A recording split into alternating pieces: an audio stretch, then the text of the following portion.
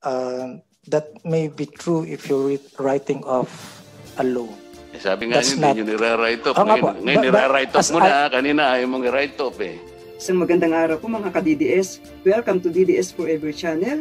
This time po, panoorin po natin ang ating magiting na si Congressman Marcoleta kung paano po niya nilantad, binutata at in-expose ang mga kalokohan o kutsabahan nitong DBP representative at ng ABS-CBN.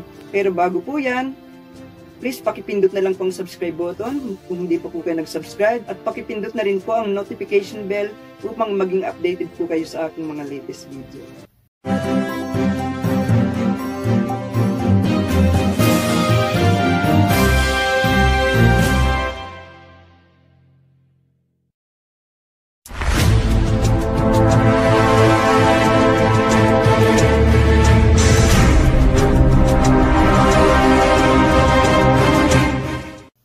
Sa sobrang galing po ni Congressman Marcoleta, talagang mapapa-standing ovation kayo or mapapapalakpak kayo. Kung paano po niya hinalukay yung mga dokumento, kung paano po niya pinaikot-ikot ng pagtatanong tong mga representante ng DBP. Talagang lutang na lutang ang napakalawak na kaalaman ni Congressman Marcoleta sa mga bagay-bagay, lalo na po sa mga legal matters. Ang tinatanong po kasi namin, makita lang namin sana mula sa inyo yung talaga pinagsakitan ninyo na singilin. Kasi kung wala po yun, medyo nakapagdududa po. Sir, sending collection letters is really part of the operating procedure. Unfortunately, as we said, although we want to present those collection letters, all records have been transferred already. Okay, ganun na lang po ang isasagot nyo talaga sa amin. Kapag hindi po nagbayad ang debtor, ano na po yung first name nyo? Romeo Aguilar po. Mr. Aguilar, pag hindi po nagbayad yung debtor, kunyari si debtor X, 1.6 billion ano po, itatrato po ninyo ito under the GAAP income. Dahil yung credit balance po nun ng loans payable ay kailangang isara o i-debit at ibabangga mo sa isang credit account na income. Tama? Sa panig po ng debtor ito, hindi nagbayad eh. So i-debit mo income po. Tama? Hindi po ako accountant. Kayo po, mga accountant kayo.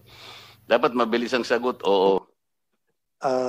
That may be true if you're writing off a loan. Sabi nga yun, hindi nyo nire-write off. Ngayon nire-write off mo na. Kanina ayaw mong i-write off eh. O putol muna. Ayan, huling-huli.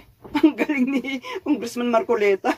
Kanina ayaw i-write off. Ngayon naman, ira-write off. Naku po, bistadong-bistado kayo. Ganun po magtanong ang ating magiting na Congressman Marcoleta kung paano po niya iniikot-ikot yung kanyang mga katanungan hanggang mahuli po sa sariling bibig ang mga representante ng DBP. O sige, tuloy tayo uli. No, based po sa understanding ko. O sige, ganito po, ganito. Para madali. Yung loan po ay first recorded as a liability. It's an asset, sir. Sandali lang. Loan is an asset. Lang. It is first recorded as a liability, but since it doesn't need to pay anymore, wala nga, hindi ka na nga makasingil eh. Then the liability has to be reclassified as income under the GAAP. Ang sinasabi ko is generally accepted accounting principle. Intindihan ko na po kayo. Tama. It is a liability at the book of the borrower. Oh, putol uli. Naku po, huli na naman tong si Mr. Tokneneng na to. Grabe. Wala na ba kayong mas magaling na taong ilalagay dyan para sumagot sa ating napakagaling talaga na Congressman Marcoleta? Sa bagay, kahit naman anong galing ng isang tao, di po ba? Kung nagsisinungaling at may ginawang kalokohan, talagang mahuhuli at mahuhuli sa sariling bibig. Di po ba? Precisely, kaya ganun po eh. Ngayon, dahil hindi niya nababayaran, ang epekto lamang po gusto kong ipalitawin dito. In effect, yung debtor ay na-enrich. Undue enrichment by not paying back the loan extended to him. Ganun na magiging conclusion.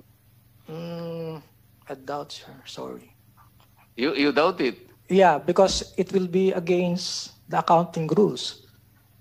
They have to have a document saying that the lender condoned or has written off before they can book that as an income.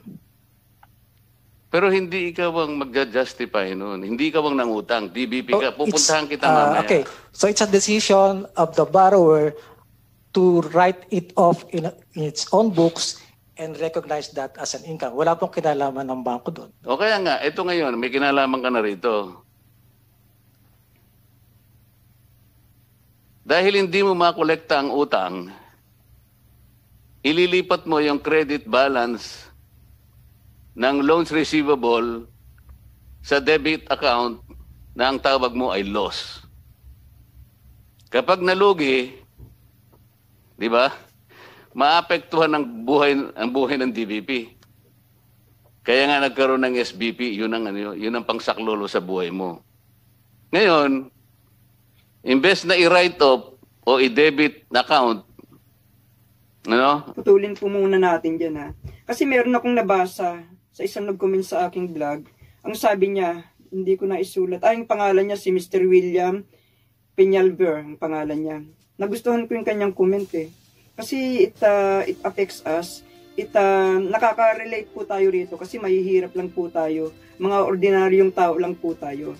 Sabi niya, pag mayaman daw ang nag-loan sa bangko at hindi nakapagbayad, ipapasok lang yun sa SPV at ipagbibili sa murang halaga. Di palugi ang bangko. If the price is right, sabi nga rito, bilyon ang halaga, di ba? Tulad sa ABS-CBN, bilyon-bilyong halaga. Pero, pag mahirap ang nag-loan or umutang sa bangko at hindi nakapagbayad, ilit ka agad kung anumang merong collateral ang humiram ng pera para daw hindi malugi ang bangko. At yung karamihang inuutang po ng mga mamamayang Pilipino na tulad natin, mga pangkaraniwan lang, ay daang libo. Ni hindi nga umaabot sa milyon eh. Pero pagka ang mayaman ang umutang, nako pwedeng mapawalang bisa ang kanilang utang. Parang ganun pong ibig sabihin. At ang masaklap pa nito, umutang pong ABS-CBN na face value lang po. Mukha lang ang pinuhunan. Walang collateral. Ano pong ibig sabihin ng collateral? Ang collateral po, yun po yung parang katumbas po ng ating inutang just in case na hindi ka makapagbayad, yun po ang isang property na pwedeng mailit ng gobyerno. Ibig sabihin, halimbawa, gusto mong umutang, gusto mong bumili ng kotseng pangpasada, pang taxi. Ang pinakamalaking value na pwedeng i-collateral mo, pamalit doon, pag hindi nakabayad, ay ang iyong bahay. Siyempre, kailangan ipakita mo sa bangko yung titulo ng lupa mo, kung anong halaga, whatever na detaling nakalagay dun sa property mo. Pag hindi ka nakabayad ng utang mo, maiilit po yung bahay. Nangyari po yun sa kaibigan ko kasi nagkasakit siya, na-operahan siya, 3 or 4 months siyang hindi nakabayad. Yun nailit. Kawawang mga mamayang Pilipino. Pero, bureaucracy natin talaga, napakabulok. Kung hindi po umupo ang ating Pangulo, saan po tayo pupulutin talaga? Pag imbes na i-write off, ang ide-debit na account ay cash. Kasi nga, pumasok na yung Lehman Brothers, di ba? Dahil ibebenta mo na sa SBP. O ligtas na ngayon ang DBP. Kaya lang, ito ang problema. Bakit hindi naningil, ba't hindi mo siningil yung utang niya nung una pa? Nandito sa loan agreement ang problema ninyo kasi kailangan nga nating malaman yon. Kaya kanina pa sinasabi ko, Mr. Chair, sugarcoating lang yung sinasabi ninyo na derecognition dahil ang epekto talaga, ang hindi pagsingil ng utang, write-off talaga yon o kaya condonation kung pag-uusapan na yung book of accounts nung nangutang sa'yo. Ang nangyari, kagaya ng pinaliwanag ni Kong Mike kanina, lugi pa rin ang gobyerno. Kasi yung siningil mo sa kanya, ang naibayad sa yung recoverable amount lang. Di ba? Yung price nung pagkaka-transfer sa kanya. Pero maliwanag na utang yon. Dahil maliwanag na utang yon at hindi talaga nakolekta, ang magiging problema, kagaya ng na-insinuate na kanina, Mr. Chair, kaya gusto naming makita yung loan agreement kasi this is grossly disadvantageous to the government. Kayo ang nagpasok ng ganong agreement, lalong-lalo na kung mayroong makitang kakutsabahan dito. Naku, ayun na yung salitang kutsaba. Ginamit na ni Congressman Marcoleta. Halatang halata. Meron pa nga akong narinig sa hearing kung tinatanong po ng ating magiting na congressman kung nag-effort sila na maningil sa ABS-CBN. Yun po hinahanap niya. Yung mga katibayan, kung nag-effort ba talaga ang DBP na maningil. Wala po silang maipakitang mga katibayan. Siguro nun pa man sa agreement, wala na silang balak maningil. At magkakaroon po sila ng kutsabahan, papel sa papel. Kita nyo nga, pati si Jokno na damay, consultant lang daw siya. Wala siyang pakialam, wala siyang papel dyan kung paano na write-off or na condone ang utang ng ABS-CBN. Bakit? Chill Jokno, Ngipin, Mr. Ngipin, alam mo ba kung ano ibig sabihin ng consultant? Ikaw ang nagbibigay ng professional or legal advice sa mga ganitong malalaking company. Kaya ang nasa isip namin siguro isa ka sa nagbigay ng advice na ganito na lang gawin mo. Para hindi singilin ang utang, ganito na lang. Gumawa kayo ng legal na paraan para makaiwas po sa pagbabayad ang ABS-CBN. Mahina po ang milyon dyan. Halimbawa, bayaran kayo ng 50 milyon ng ABS-CBN. 50 milyon kayo. Hindi pa aabot even sa 1 billion kung babayaran kayo. Makakatipid nga naman ang ABS-CBN ng bilyones kung na-condone at na-write off ang utang nila sa pamamagitan nyo ng mga binayarang consultant. Ito pa nga nadadawit pa nga or nadawit na yung kapatid ni Kiko Matching. Yan, isa pa yung pag-uusapan natin sa next topic natin kasi aalamin ko pa po kung ano ang pangalan niya, kung ano ang naging role niya, kung bakit siya nadawit. Siguro isa siya rin sa mga pumirma kung bakit na write off yung utang ng ABS-CBN. Sige po, diretso na po. Hindi ko na po kayo istorbo ng panonood hanggang sa matapos po. And then you will be liable. Kasi talagang matatalo ang pamahalaan dito, Mr. Chair. At saka,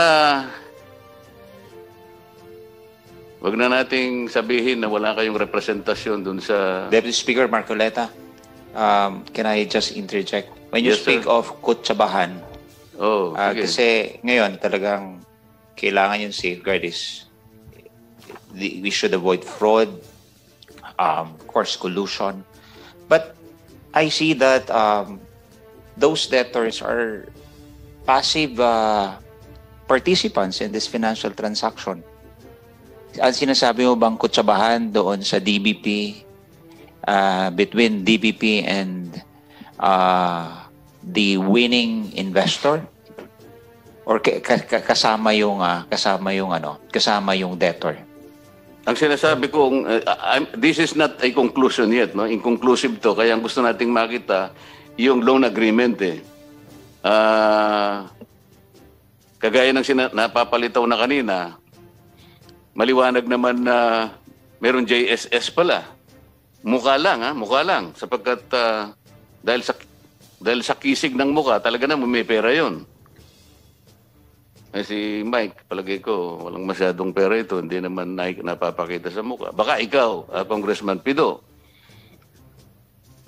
Pagkatapos tatanggalin nga yung pinakakondisyon na kung saan doon lang nakasalig yung kapalaran na makakasingil ka pa sa kanila. So tingnan natin yung loan agreement. Maliban pa doon sa mga naipakita na sa atin, siguro, Mr. Chair, baka pati mga subsidiary ledgers pwedeng makuha rito o their equivalents para lang makita natin. Kasi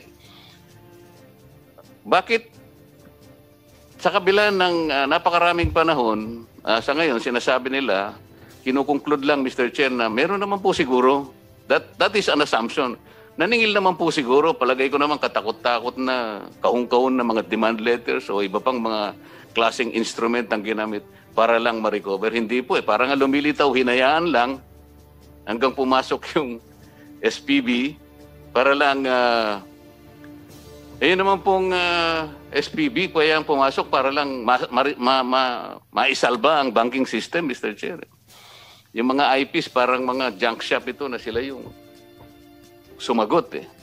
Hindi po ganito siguro yung pinakamotibo ng batas. Ang nakikita po kasi namin dito, maaaring nagkulang din ang central bank dito dahil malalaking ano po ito eh, malalaking utang po ito eh. Until and unless, Mr. Chair, DBP is able to prove na unang-una talaga bang siningil ninyo? Talaga bang seryoso ang pagkakasingil? Pagkatapos bigla na lang pumasok po yung SPB. Okay na po tayo rito. Kahit na maisalya na lang natin ang ganito, yun nga po, kulang pa sa book value. Pero ang talong-talo po, Mr. Chair, talaga ay yung taong bayan. Salamat po muna at saka papasok ako mamaya pag natapos na po yung iba. O sige, yun lang po muna mga ka-DDS. Sana medyo kahit papaano nagkaroon kayo ng konting kaalaman tungkol sa mga kabuktutan at kutsabahan ng DBP at ng ABS-CBN sa kanilang naglalakihang crime na lalo pong lumalalim at lumalalim, bumabaon ng bumabaon at talagang tip of the iceberg lang pala yung mga nangyari noong mga hearing. Ngayon, heto na, sobrang lalim na, parang Titanic. Parang Titanic na nalubog ng ABS-CBN. Mahirap na po itong makaahon pa, sa totoo lang. Kaya salamat po sa ating Pangulo. Kung hindi po siyang naging presidente, ang ating mahal na President Duterte, hindi po mahaluka yung mga ganitong mga problema ng bayan. Hindi po ma-expose sa mga kalokohan nitong higanting oligarch na to. Kaya mga ka-DDS, wag po kayong magsawang sumubaybay sa aking mga susunod pong mga vlog. Meron pa po tayong mga part 2, part 3, or even part 4. If you like the video, please like, share, comment. At kung hindi pa po kayo nag-subscribe, pakipindot lang subscribe button, pati na rin ang notification bell. Sa pong magandang araw at marami pong salamat.